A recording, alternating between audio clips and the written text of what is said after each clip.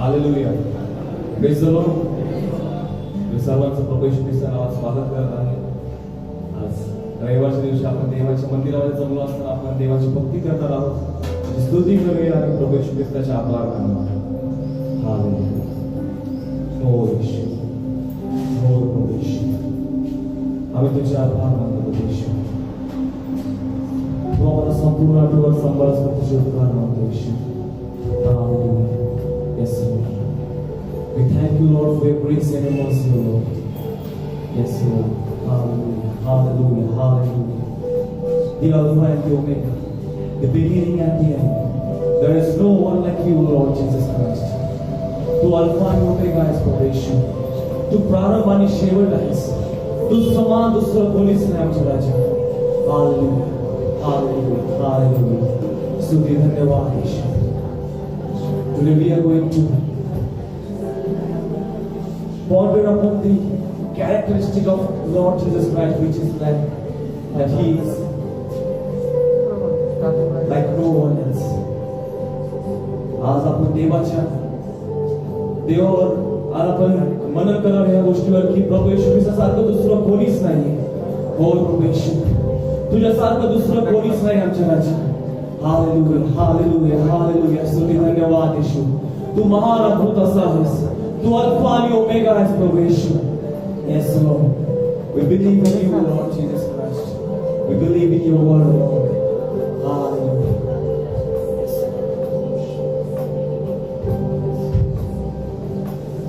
नाम येशूचे गोड मनाला, नाम येशूचे गोड मनाला, मुखी देऊ सदा सर्वना, मुखी देऊ सदा सर्वना.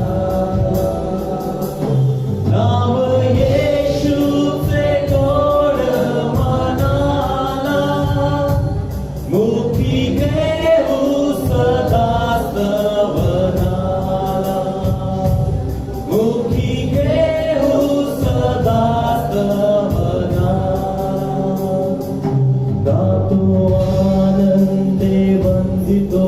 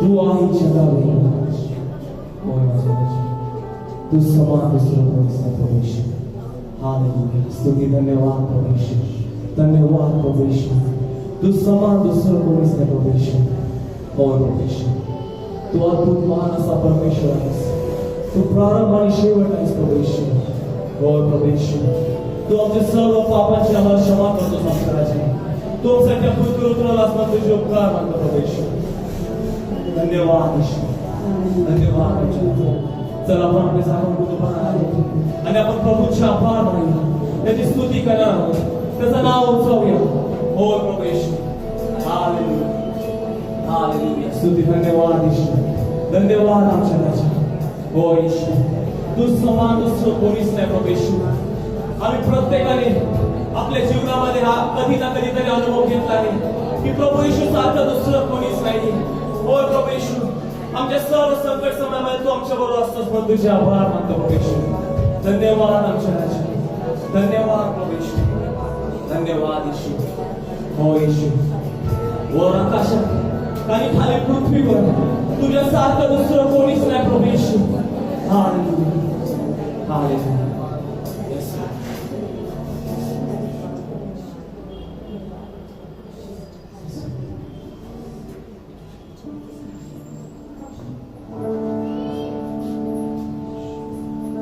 हे प्रभु देवताओं में तेरे समान है कौन स्वर्ग में हो या धरती पर तेरे समान है कौन हे प्रभु देवताओं में तेरे समान है कौन स्वर्ग में हो या धरती पर तेरे समान है कौन यीशु जैसा कोई नहीं यीशु जैसा कोई नहीं यीशु जैसा कोई नहीं यीशु जैसा कोई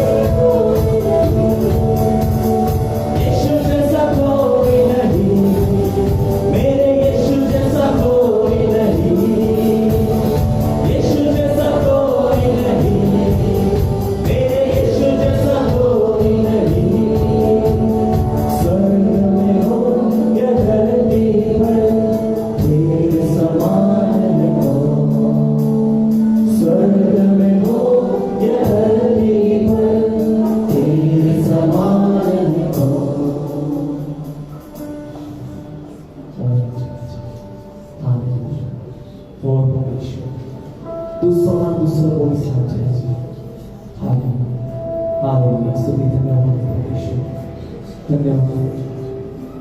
हालेलुया हालेलुया और प्रभु यीशु तो समान स्तुति से प्रभु यीशु हालेलुया।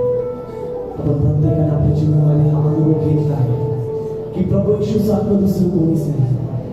तो आपल्या प्रत्येक कठीण प्रसंगावर आपल्याबरोबर उभा असतो, तो आपल्याला कधी सोडत नाही। त्याने आपल्या स्वतःचा प्राण आपल्यासाठी अर्पण केला, त्याने स्वतःहून तो आपल्यासाठी पृथ्वीवर आला। बोल प्रभू यीशु, आम्ही त्यासाठी तुझे आभार मानतो प्रभू यीशु। तू एवढं महान प्रेम आमच्या प्रत्येकाच्या जीवनावर केल्यास तुझे उपकार मानतो प्रभू यीशु। धन्यवाद यीशु, धन्यवाद आमच्या राजा। चला आपण प्रभूच्या प्रेमासाठी त्याचे आभार मानूया। बोल प्रभू यीशु, स्वर्ग में हो या धरती पर तेरे समान है कौन, तुझ्या सारखा दुसरं कोणीच नाही प्रभू यीशु।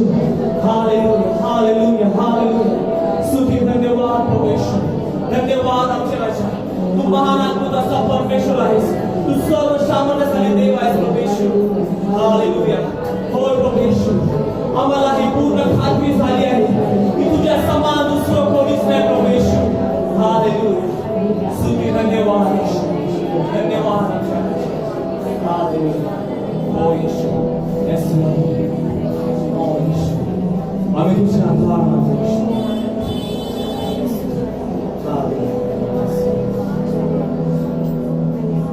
तुमसा कोई नहीं, तुमसा कहीं नहीं,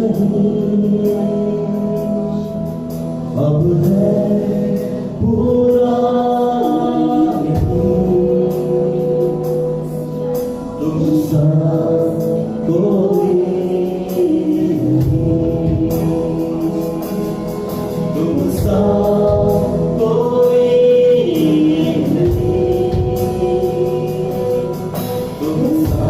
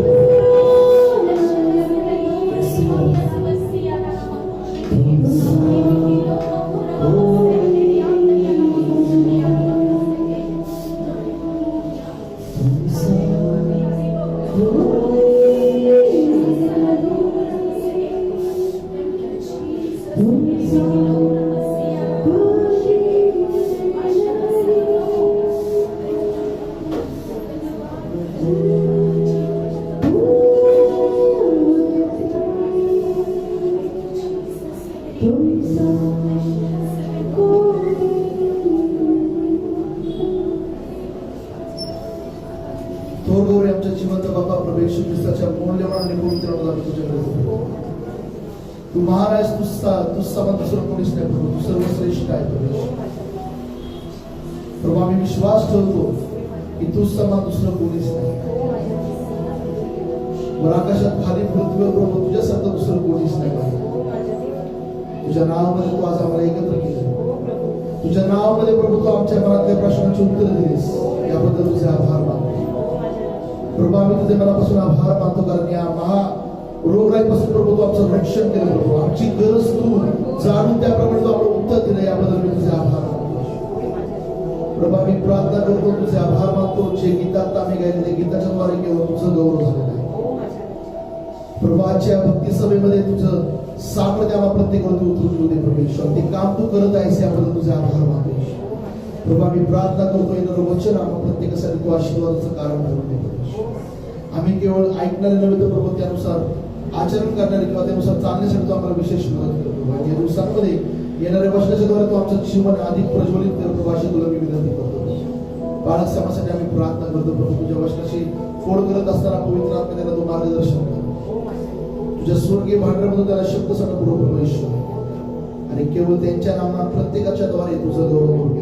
पुन्हा एकदा आम्ही हेच म्हणतो परमेश्वर की तू समान दुसरं कोणीच नाही मानलं. सर्व मान महिमा गौरव मी प्रार्थना प्रभू येशू ख्रिस्ताच्या नावात मागतो, तुझं आमेन. बसूया आपण.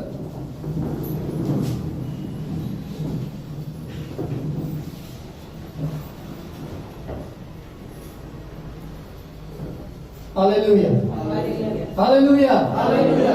आज सकाळी आपल्या सर्वांचं प्रभू येशू ख्रिस्ताच्या मौल्यवान नावात या मंदिरामध्ये स्वागत आहे. देवाचं मंदिर आनंदाचं ठिकाण, असं ठिकाण की जिथे देव आमची भेट घेतो. हालेलुया. देवाच्या मंदिरामध्ये येऊन तुम्ही आनंदित आहात का? देवाचं मंदिर आमच्यासाठी प्रिय असं आहे. आणि स्तोत्रकर्ता दावीद असं म्हणतो की आपण परमेश्वराच्या घरात जाऊ, मंदिरात जाऊ, असं ते मला म्हणाले, तेव्हा मला आनंद झाला. ज्या प्रत्येक वेळेला आपण देवाच्या मंदिरामध्ये येतो आपल्याला आनंद होतो, कारण आमच्या आनंदाचा विषय, आमच्या आनंदाचं कारण स्वतः प्रभू येशू ख्रिस्त आहे. आणि ज्यावेळेला आपण देवाचं वचन वाचतो, आमच्या अगोदर असे पुष्कळ जे देवावर विश्वास ठेवणारे जे प्रियजन आहेत, जे आज हयात नाहीत, या देवाच्या वचनामध्ये आम्ही वाचतो की त्यांच्या जीवनामध्ये कठीण प्रसंग आले, समस्या अडचणी आल्या, तरीही त्यांनी येशूकडे पाहणं त्यांनी थांबवलं नाही. आणि देवाचं वचन देखील आम्हाला हेच उत्तेजन देतं. थोड्या वेळापूर्वी आपण जे गीत गायलं की येशू जैसा कोई नाही, आणि त्यानंतर आपण दुसरं गीत गायलं की तुमचा कोई नाही, तुमचा काही नाही, की प्रभू येशू सारखं कोणीच नाही आणि त्याच्यासारखं दुसरं कुठंच नाही. हालेलुया. आणि आज सकाळी आपण इब्री लोकांच्या पत्राच्या 12व्या अध्यायातील काही वचनं आपण वाचणार आहोत. इब्री लोकांचं पत्र याचा 12वा अध्याय आणि यातील पहिली 3 वचने. इब्री लोकांचं पत्र याचा 12वा अध्याय पहिली 3 वचने. यामध्ये असं म्हटलं आहे, Hebrew chapter 12 versus from 1 to 3. याच्यामध्ये असं म्हटलं आहे की तर मग आपण एवढ्या मोठ्या साक्षीरूपी मेघाने वेढलेले आहोत, म्हणून आपणही सर्व भार व सहज गुंतविणारे पाप टाकून आपल्याला नेमून दिलेल्या धावेवरून धीराने धावावे. आपण आपल्या विश्वासाचा उत्पादक व पूर्ण करणारा येशू याच्याकडे पाहत असावे, जो आनंद त्याच्या पुढे होता त्याकरता त्याने लज्जा तुच्छ मानून वधस्तंभ सहन केला, आणि तो देवाच्या राजासनाच्या उजवीकडे बसला आहे. तुमची मने खचून तुम्ही थकून जाऊ नये म्हणून ज्याने आपल्या विरुद्ध पाप्यांनी केलेला इतका विरोध सहन केला त्याच्याविषयी विचार करा. या इब्री लोकांच्या पत्रामध्ये जो पत्राचा लेखक आहे याने तत्कालीन जे यहुदी होते की जे प्रभू येशू ख्रिस्तावर विश्वास ठेवून जीवन जगत होते, त्यांच्या जीवनामध्ये ज्या वेळेला समस्या अडचणी आल्या त्यावेळेला अनेक जण त्यांच्या विश्वासापासून ते पुन्हा माघारी गेले. काही जण विश्वासामध्ये स्थिर राहिले आणि त्यांना उत्तेजन देण्यासाठी हे जे काही पत्र आहे लिहिण्यात आलं. आणि याच्यामध्ये सुरुवातीपासून प्रभू येशू ख्रिस्त कसा श्रेष्ठ आहे, या प्रभू येशू ख्रिस्ताचं श्रेष्ठत्व इब्री लोकांच्या पत्राच्या पहिल्या अध्यायातून आम्हाला पाहायला मिळतं. की तो देवाचा पुत्र आहे. एवढंच नाही तर तो देवदूतांपेक्षा श्रेष्ठ आहे, तो यहोशुआपेक्षा श्रेष्ठ आहे, तो मोशेपेक्षा श्रेष्ठ आहे. आणि पुढे जसं आपण वाचत जातो लूकास पत्र याच्यामध्ये 9-10व्या अध्यायामध्ये की जिथे प्रभू येशू ख्रिस्ताचं जे रक्त आहे हे इतर सर्व रक्तांपेक्षा मोलवान आहे, कारण त्या रक्तामुळे आमच्या पापांची आम्हाला क्षमा मिळाली आहे असं देवाचं वचन सांगते की प्रभू येशू ख्रिस्ताने एकदाच केलेल्या अर्पणाच्या द्वारे आपण सर्व काळचं पूर्ण झालो आहोत. की जो जुना करार किंवा जे काही येशूच्या येण्याच्या अगोदर जी सर्व नियमशास्त्रामध्ये असलेली पद्धत होती की देवाला प्रसन्न करण्यासाठी किंवा आपला पाप दोष नाहीसा करण्यासाठी प्राण्याचं रक्त अर्पण करावं लागत होतं. पण ज्या वेळेला प्रभू येशू ख्रिस्त आला त्यावेळेपासून त्याने आपल्या स्वतःचं रक्त अर्पण केलं आणि त्याने ही सर्व जी काही अर्पण आहे त्याच्यापेक्षा सर्वश्रेष्ठ अर्पण म्हणजे त्याने स्वतःलाच देव केलं आणि त्या अर्पणामुळे देव प्रसन्न झाला. आणि पुढे ज्यावेळेस आपण देवाचं वचन वाचतो 10-11 अध्यायामध्ये की जिथे अनेक जे देवाचे सेवक आहेत त्यांचा उल्लेख आम्हाला पाहायला मिळतो. की सुरुवातीपासून हबेल पासून आपण वाचतो. हबेल, नोहा, त्यानंतर अब्राहम आहे, अब्राहमानंतर याकोब, इसहाक, मोशे आणि दानियल या सगळ्यांच्या जीवनाविषयी आम्हाला 11व्या अध्यायात वाचायला मिळतं की ते विश्वासामध्ये टिकून राहिले. आणि 11व्या अध्यायाच्या शेवटच्या वचनामध्ये असं म्हटलं आहे 39व्या वचनामध्ये की या सर्वाबाबत त्यांच्या विश्वासाविषयी चांगली साक्ष दिली असताही त्यांना अभिवचनानुसार फलप्राप्ती झाली नाही. त्यांनी आपणा वाचून पूर्ण होऊ नये म्हणून देवाने जे अधिक चांगले ते आपल्यासाठी पूर्वीच नेमले होते.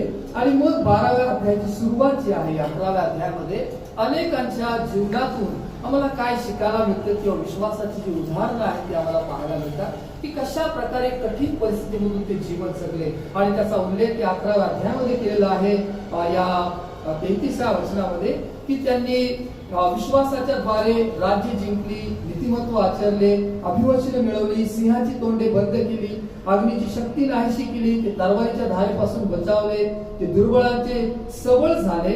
आणि 36-37 वचनामध्ये म्हटलं आहे की त्यांना टावाळ्या, मारहाण, बंधने, कैद यांचा अनुभव आला.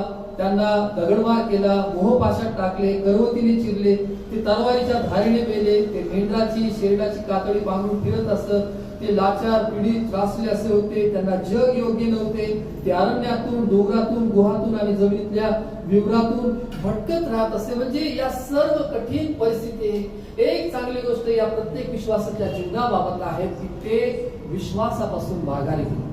पहा ना, या लोकांच्या जीवनाकडे पहा आणि आपल्या जीवनाकडे पहा की अशी तर काही इतकी दुःख आमच्या जीवनावर नाही की जिथे वचन सांगते की ते अगदी पीडित, त्रासले होते, जग त्यांना योग्य नव्हतं, ते अरण्यातून, डोंगरातून भटकत होते की वेगळ्या प्रकारच्या समस्यांमधून त्यांना जावं लागलं. तरीही ते येशूवर विश्वास ठेवून ते जीवन जगत होते, देवाकडे पाहून ते जीवन जगत. आणि म्हणूनच या 12व्या अध्यायाच्या सुरुवातीलाच असं म्हटलं आहे की तर मग आपण एवढ्या मोठ्या साक्षीरूपी मेघाने वेढलेले आहोत.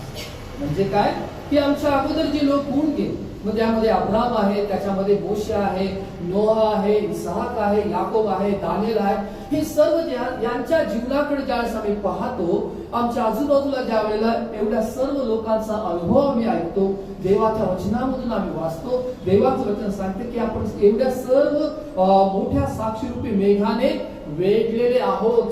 आणि म्हणून आपण काय करायचं तर आपणही सर्व भार आणि सहज गुंतवणारं पाप टाकून देऊन आपल्याला नेमून दिलेल्या धावेवरून आपण धीराने धावायचा. म्हणजे काय की विश्वासाची परीक्षा आमच्या जीवनावर होईल, आम्हाला समस्या अडचणीतून जावं लागेल, कठीण परिस्थिती आमच्या जीवनावर येईल.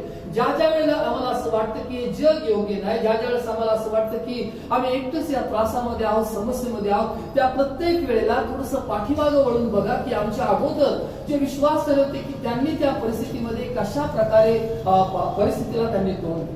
ज्यावेळेस आम्ही अब्राहमाचं जीवन पाहतो, ज्यावेळेस आम्ही दुःखी आहोत किंवा विश्वासामध्ये डळमळीत आहोत, त्यावेळेला अब्राहमाच्या जीवनाकडे पहा. रोमकाराच्या पत्राच्या 4थ्या अध्यायामध्ये असं म्हटलं आहे की तो अविश्वासामुळे डळमळला नाही, कारण देव जो आहे त्याला अस्तित्वात नाही ते असल्यासारखी आज्ञा करतो आणि जे मृत आहेत त्यांना सजीव करण्याकरता तो समर्थ आहे असा त्याचा विश्वास. की ज्या वेळेला आपण विश्वासामध्ये डळमळीत आहोत त्यावेळेला अब्राहमाचं उदाहरण पहा आपल्या समोर, की वयाच्या 100व्या वर्षी आणि त्याची पत्नी सारा जी 90 वर्षाची आहे, की जिथे आता त्यांना मुलबाळ होण्याची कोणतीही शक्यता नाही, परंतु तरी देवाने अब्राहमाला अभिवचन दिलं की मी तुला संतती देईन, मी तुला आशीर्वादित करेन. आणि म्हणून जरी त्याने आपल्या शरीराकडे पाहिलं किंवा त्याच्या शरीराचं निर्जीवपण, सारेच्या गर्भाशयाचं निर्जीवपण त्याला लक्षात घेतले, तरीही देवाचं वचन रोमकराच्या पत्राच्या 4थ्या अध्यायामध्ये म्हणतं की तो विश्वासामुळं डळमळीत झाला नाही, तर त्याने विश्वास देणाऱ्याला योग्य असं मानलं. त्यानं अभिवचन देणाऱ्याला योग्य असं मानलं, त्यानं अभिवचन देणाऱ्याकडे पाहिलं. आणि आज सकाळी देवाचा सेवक म्हणून मला तुम्हाला हे सांगायचं आहे की आपण आपलं लक्ष देवाकडे ठेवणं खूप गरजेचं आहे. आणि म्हणून या दुसऱ्या वचनामध्ये म्हटलंय की आपण आपल्या विश्वासाचा उत्पादक आणि पूर्ण करणारा येशू ह्याच्याकडे पाहत असावे. आपण आपल्या विश्वासाचा उत्पादक म्हणजे आमच्यामध्ये विश्वास निर्माण करणारा आहे, देव निर्माण करणारा. देवाचं वचन सांगते की प्रारंभी देवाने आकाश आणि पृथ्वी निर्माण केले आहे. आमच्या मनामध्ये प्रभू येशू ख्रिस्त विश्वास निर्माण करणारा आहे. आणि देवाचं वचन सांगते की आपण आपल्या विश्वासाचा उत्पादक म्हणजे फक्त विश्वास निर्माण करणार नाही, तर ज्या कोणत्याही कारणासाठी आम्ही देवावर विश्वास ठेवलेला आहे ते पूर्ण करण्याकरता देव समर्थ आहे. वचनामध्ये म्हटलं आहे की आपण आपल्या विश्वासाचा उत्पादक आणि पूर्ण करणारा येशू ह्याच्याकडे आपण पाहत असावे. आपण कोणाकडे पाहायचं आहे? आपण येशूकडे पाहायचं. ज्यावेळेला आपण देवाचं वचन वाचतो, देवाच्या वचनामध्ये असे अनेक उदाहरणं आहेत की ज्यावेळेला परिस्थिती आली त्यावेळेस त्यांनी देवाकडे पाहण्याच्या ऐवजी त्यांच्या परिस्थितीकडे पाहिलं किंवा त्यांनी लोकांकडे पाहिले आणि त्याच्यामुळं जीवनामध्ये ते अपयशी ठरले.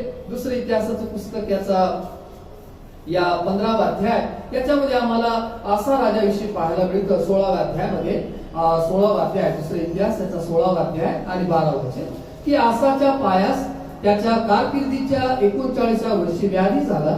तो व्याधी बराच वाढला, तथापि त्या रोगात तो परमेश्वरास शरण न जाता वैद्यास शरण गेला. या ठिकाणी देवाचं वचन सांगतं की जो आसा नावाचा जो राजा आहे की ज्यावेळेला त्याला आजार झाला त्यावेळेला तो परमेश्वराला शरण गेला नाही किंवा तो देवाकडे आला नाही, तर त्याने फक्त जे वैद्य आहेत किंवा रोग बरे करणारे जे आहेत त्यांच्यावर त्याने विश्वास ठेवला. मी असं म्हणत नाही की आपण मेडिकल सायन्सची हेल्प घेऊ नये किंवा जे काही डॉक्टर्स आहेत त्यांची मदत आपण घेऊ नये असं मी म्हणत नाही. देवाने त्यांना ज्ञान दिलेलं आहे, त्यांच्या ज्ञानाचा ते उपयोग करतात आणि देवाने ते आमच्या मदतीसाठी दिलेले आहेत. परंतु बऱ्याच वेळेला आपण या सगळ्या प्रकारामध्ये किंवा या औषधांच्या या सगळ्या गर्दीमध्ये देवावरचा विश्वास आपला कुठेतरी कमी होतो आणि तो होता कामा. सगळ्यात महत्वाचं हे आहे की आरोग्य देणारा देव आहे. देवाचं वचन सांगतं की तो तुला व्याधीमुक्त करणारा परमेश्वर आहे. सगळ्यात महत्वाचं हे आहे की आम्ही प्रार्थना केली पाहिजे, देवाकडे आम्ही मागितलं पाहिजे की देवाने आम्हाला निरोगी ठेवावं, कारण देवाचं वचन सांगतं की मी तुला व्याधीमुक्त करणारा परमेश्वर आहे. आणि मग त्याच्यानंतर बाकीचे जे उपचार आहेत किंवा जे डॉक्टर्स आहेत किंवा मेडिसिन्स तुम्ही घेतात त्या सगळ्या गोष्टी नंतर आहेत.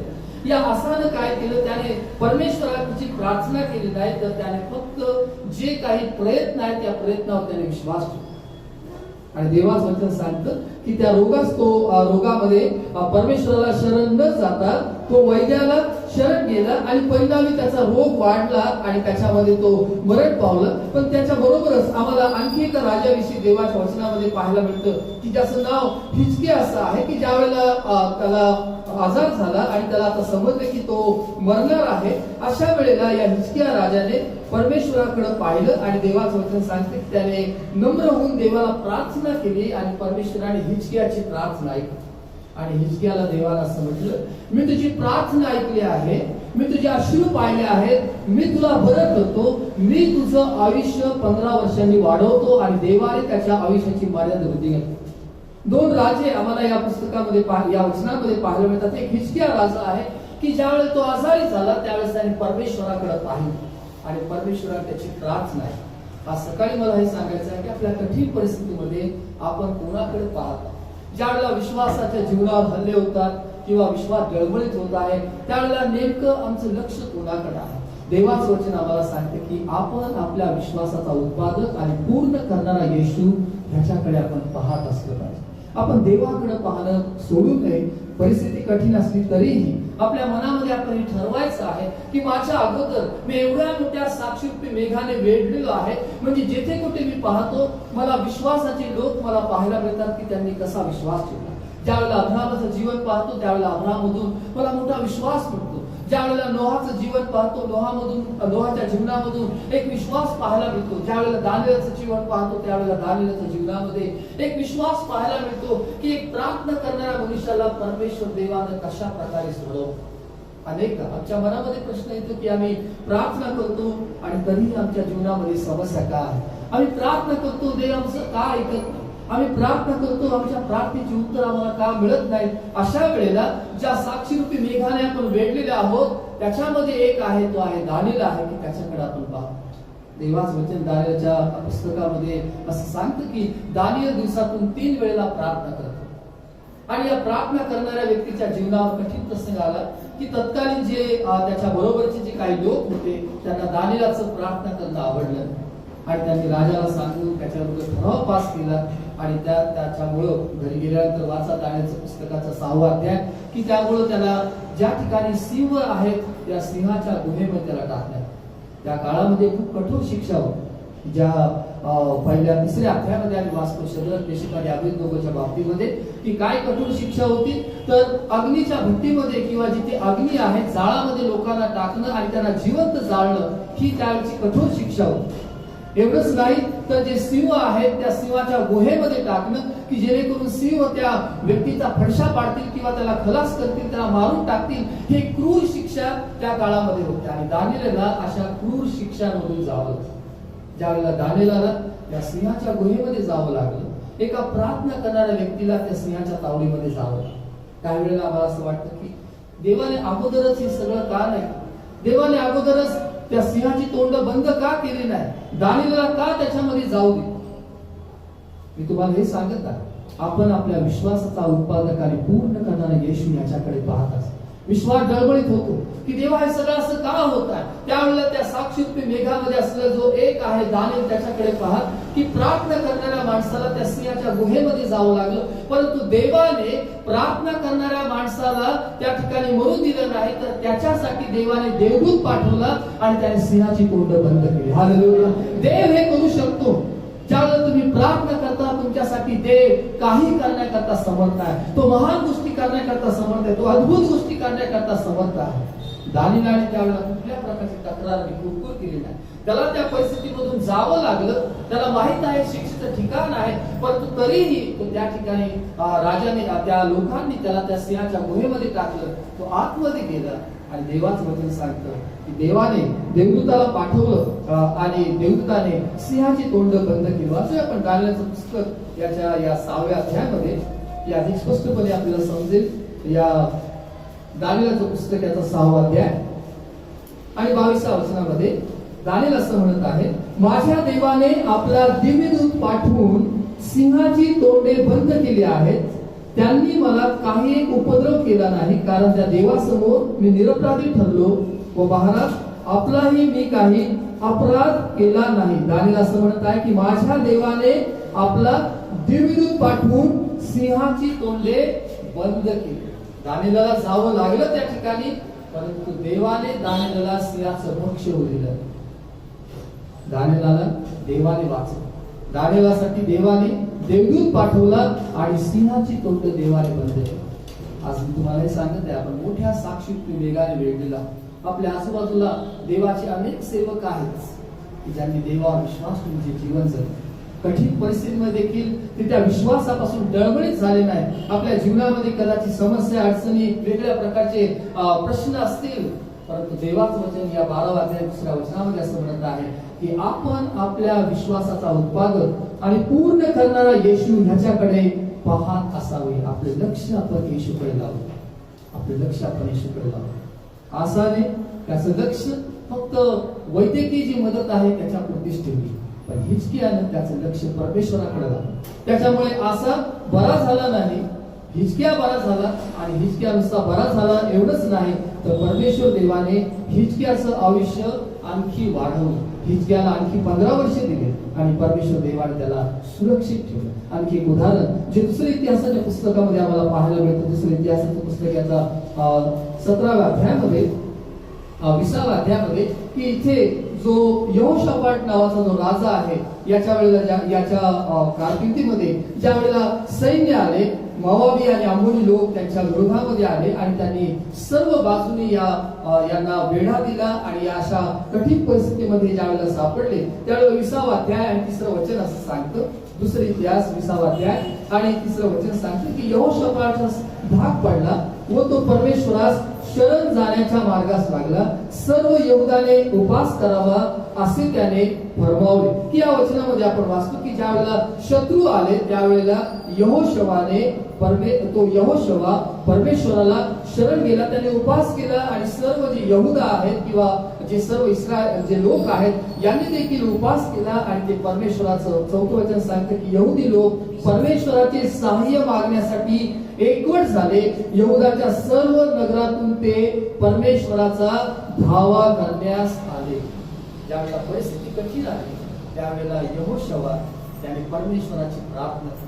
तो परमेश्वराला शरण गेला, त्याने परमेश्वराकडे पाहिलं, त्याने उपवास केला आणि 12 वचनामध्ये तो असं म्हणतो, हे आमच्या देवा, तू त्यांचे शासन करणार नाहीस का?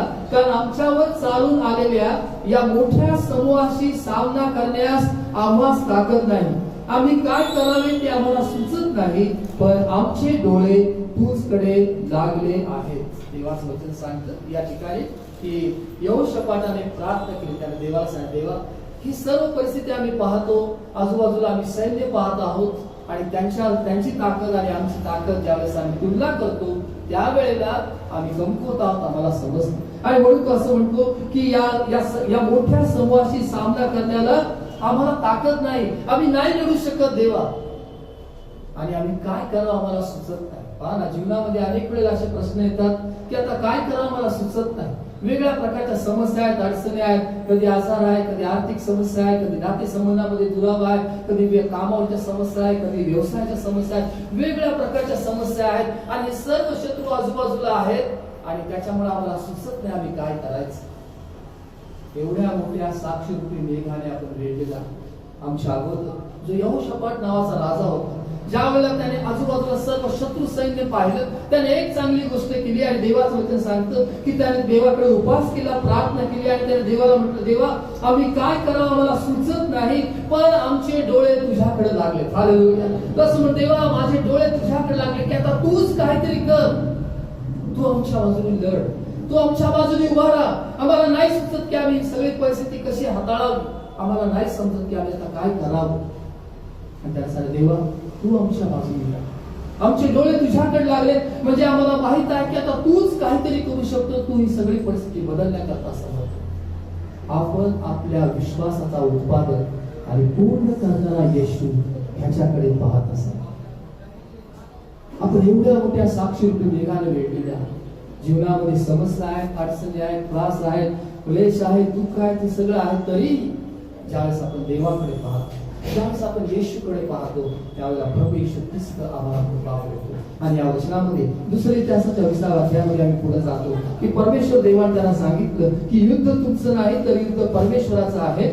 17 वचनामध्ये म्हटलं आहे की या लढाई तुम्हाला लढावे लागणार नाही, तुम्ही स्थिर उभे राहा आणि परमेश्वर तुमचं कसं तारण करत आहे, तुम्हाला कसं वाचवत आहे ते तुम्ही पहा. आणि पुढे जाऊन आपण पाहतो या वचनांच्या शेवटी की परमेश्वर देवाने यहूदा लोकांना किंवा या सर्व लोकांना परमेश्वर देवाने विजय दिला आणि ते आपल्या शत्रू सैन्यांवर ते विजयी झाले. परमेश्वर देवाने त्यांना विजय दिला, ती यशस्वी झाली. देवाने त्यांना या सर्व कठीण परिस्थितीमध्ये देवाने त्यांचं सहाय्य केलं.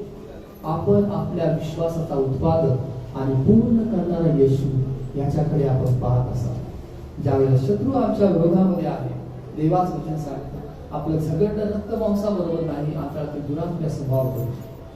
आणि ज्या वेळेला आम्हाला त्याच्याबरोबर लढायचं आहे त्यावेळेला आमच्या बळाला नाही, आमच्या ताकदीने नाही, तर प्रभू येशू ख्रिस्ताच्या सामर्थ्यानेच आपण विजय होणार आहोत.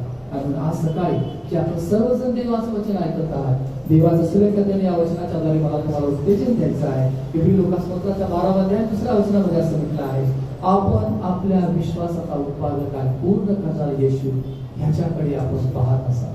पाहत होतो असं नाही, भविष्यामध्ये नाहीच जमलं तर आम्ही देवाकडे पाहू असंही नाही. देवाचं वचन सांगतो पाहत असाल. वर्तमान काळात दैनंदिन जीवनामध्ये दररोज दररोज दररोज देवाकडे पाहत असाल. 2 वर्षापूर्वी आम्ही देवाकडे पाहत होतो, पण आज जर आम्ही पाहत नसेल तर आज मी तुम्हाला असं म्हणतो की या परत देवाकडे. अजूनपर्यंत जर आपण फक्त आपल्याच प्रयत्नाने सर्व गोष्टी सोडवत बसलो असतो तर मी तुम्हाला उत्तेजन देतो की या देवाकडे या आणि एकदा पहा की देव कसा दैवी हस्तक्षेप करतो. अशा प्रकारे देव आमच्या परिस्थितीमध्ये उतरून येतो आणि ज्या वेळेला आम्ही आमचं लक्ष देवाकडे लावतो त्यावेळेला तो आम्हाला निश्चितच विजय देतो आणि आमच्या सर्व परिस्थितीमधून तो आम्हाला बाहेर काढण्याकरता समजलं. आज आपण सर्वजण उठून उभं राहूया, देवाचे आभार मानूया, कारण येशू आमच्या बरोबर आहे. आमच्या परिस्थितीमध्ये त्यानं आम्हाला सोडून दिलं नाही, त्यानं आम्हाला टाकलं नाही. त्याच्या वचनामध्ये सांगितल्याप्रमाणे युगाच्या समाप्तीपर्यंत सदोदित आमच्या बरोबर राहण्याचं वचन त्यानं आम्हाला दिलेलं आहे. तो चांगला आहे, त्याची दया सनातन आहे. आपण एवढ्या मोठ्या साक्षीरूपी मेघाने वेढलेले आहोत, म्हणून आपण सहज गुंतवणारा पाप टाकून देऊन दिलेल्या धावेवरून धीराने धाव. आपण आपल्या विश्वासाचा उत्पादक आणि पूर्ण करणारा येशू ह्याच्याकडे पाहत असाल. आज सकाळी आपण कोणाकडे पाहत आहोत? देवाचं वचन सांगतं जो आपल्या धनावर भरोसा ठेवतो तो पडेल. आम्ही फक्त आमच्या पैशा पाण्याकडे पाहत आहोत. देवाचं वचन सांगतं की मनुष्याला भरोसा ठेवण्यापेक्षा परमेश्वराला शरण जावं हे पण. आम्ही फक्त आमचा विश्वास माणसावर ठेवला आहे का? की आज सकाळी आम्हाला हे समजत आहे की मला देवाकडे पाहायचं आहे, मला माझ्या परिस्थितीसाठी देवाकडे पाहायचं आहे, कारण उत्तर देणारा तोच आहे. परिस्थिती बदलण्याचं सामर्थ्य फक्त देवामध्ये आहे आणि मी येशूकडे पाहत राहणार. आज सकाळी आपण आपल्या मनाचा निश्चय करूया, आपल्या स्वतःला सांगू की परिस्थिती किती कठीण असली तरी मी येशूकडे पाहणं थांबवणार नाही. मी माझं लक्ष येशूवर केंद्रित करणार आहे. मी त्याच्याकडे पाहत जीवन जगणार आहे. तो आमचा देव, आमचा तारणारा, आमचा उद्धारक, आमचा कैवारी, तो आमचं सर्वस्व आहे. तो काल आज आणि उद्या सारखाच आहे. तो कधी न बदलणार आहे. सर्व काळ सिंहासनावर आहे. अनादि कालापासून अनंत कालपर्यंत स्वर्गात सिंहासनावर आहे. महासामर्थ्यशाली देव, महापराक्रमी देव, सर्व समर्थ देव, अद्भुत आश्चर्य कर्म करणारा देव, आम्हाला मदत करणारा देव, आम्हाला कृपा पुरवणारा देव, आम्हाला विजय देणारा देव, आमच्यावर प्रेम करणारा देव, आमच्या पापांची क्षमा करणारा देव, आम्हाला जीवनामध्ये एक नवी सुरुवात देणारा देव, आम्हाला उभं करण्याकरता समर्थ असणारा देव. हालेलुया. हो येशू, हालेलुया. धन्यवाद धन्यवाद धन्यवाद धन्यवाद. धन्य धन्य धन्य तुझं नाव येशू, धन्य तुझं नाव येशू. Hallelujah, hallelujah. येशू जैसा कोई नहीं, तुमचा कोई नहीं, तुमचा काही नाही. तुझ्यासारखं कोणीच नाही येशू, आणि तुझ्यासारखं कुठंच नाही. त्याच्या समान कोणीच नाही. प्रभू येशू ख्रिस्त काल आज आणि गावी सारखाच आहे. देवाने त्याला अत्युच्च केले आणि सर्व नावांपेक्षा जे श्रेष्ठ नाव ते त्याला देण्यात आले. त्यात ही तो हात वर आकाशात खाली पृथ्वी आणि पृथ्वी खाली प्रत्येक गुडघा येशूच्या नावाने टेकला जावा आणि प्रत्येक जिभेने येशू ख्रिस्त हा प्रभू असं कबूल करा. आणि दान दुसरा कोणाकडून नाही, कारण जेणेकरून आपलं दान होईल असं दुसरं कोणतंच नाव आकाशाखाली मनुष्यामध्ये दिलं. येशू ख्रिस्त हा प्रभू असं जर तू अंतःकरणात विश्वास ठेवशील आणि मुखाने कबूल करशील तर तुझं तारण येशू आपल्या विश्वासाचा उत्पादक आणि पूर्ण आहे. आज सकाळी ज्या कोणत्याही कारणासाठी तुम्ही येशू विश्वास ठेवून या मंदिरामध्ये आला आहात, त्याची भक्ती करत आहात, त्याची प्रार्थना करत आहात, त्याच्यावर विश्वास ठेवणारा कोणी फजित होणार. येशूवर विश्वास ठेवणारा कोणी फजित होणार, कोणीच फजित होणार. तो विश्वासाचा उत्पादक आहे आणि पूर्ण करणारा आहे. देव बाप्पा येशूच्या नावात तुमच्याकडे आज सकाळी मी प्रार्थना करतो, जो प्रत्येक जण तुझं वचन ऐकत आहे त्या प्रत्येकाला आज विश्वासामध्ये वाढण्यासाठी मदत कर. या मंदिरामध्ये जे माझे भाऊ, ज्या माझ्या बहिणी या ठिकाणी आहेत, त्यांच्या विश्वासाच्या जीवनामध्ये वाढण्यासाठी त्यांना तो मदत कर. जर कोणत्याही कारणामुळे विश्वासामध्ये गळबळीतपणा आला असेल तर तू काढून टाक. प्रभू देवा, तू लटपटणारे गुडघे सरळ करणार आहेस, उभं करणार आहेस. मी प्रार्थना करतो प्रभू देवा, या लटपटणाऱ्या गुडघ्यांना प्रभू तू आधार दे प्रभू येशू, आणि तू त्यांना उभं कर प्रभू येशू. देवा, जे विश्वासापासून दूर गेलेले आहेत त्यांना पुन्हा जेथे कुठे ते आहेत त्यांना स्पर्श कर बाबा, आणि त्यांना विश्वासामध्ये वाढण्यासाठी तू मदत दे. तुझी कृपा सर्वांवर सर्व असू दे, अशी येशूच्या नावात प्रार्थना करतो. दे बाबा, आज या मंदिरामध्ये लहान लेकरं येऊ शकत नाहीत, पण ते आपल्या घरामध्ये आहेत, त्यांना तू आशीर्वाद. जे वृद्ध व्यक्ती आहेत, जे आजारी व्यक्ती आहेत, जे या ठिकाणी येऊ शकत नाही, जे आपल्या घरामध्ये आहेत प्रभू, त्यांनाही तू आशीर्वाद दे, अशी येशू ख्रिस्ताच्या नावात प्रार्थना करतो. पुन्हा एक वार, जे तुझं वचन आमच्या पावला करता दिवा आमच्या मार्गावर प्रकाश असा आहे, या वचनासाठी आभार मानतो, तुझी स्तुती करतो, येशूच्या नावात म्हणतो आमेन. परमेश्वर तुम्हाला आशीर्वाद दे व तुमचं संरक्षण करो. परमेश्वर आपला मुख प्रकाश तुमच्यावर पाडो व तुमच्यावर कृपा करो. परमेश्वर तुमच्याकडे प्रसन्न करो आणि तुम्हाला शांती दे. पित्याच्या, पुत्राच्या, पवित्र आत्म्याच्या नावात आमेन. ख्रिस्ताची शांती आपल्या अंतःकरणात राज्य करू.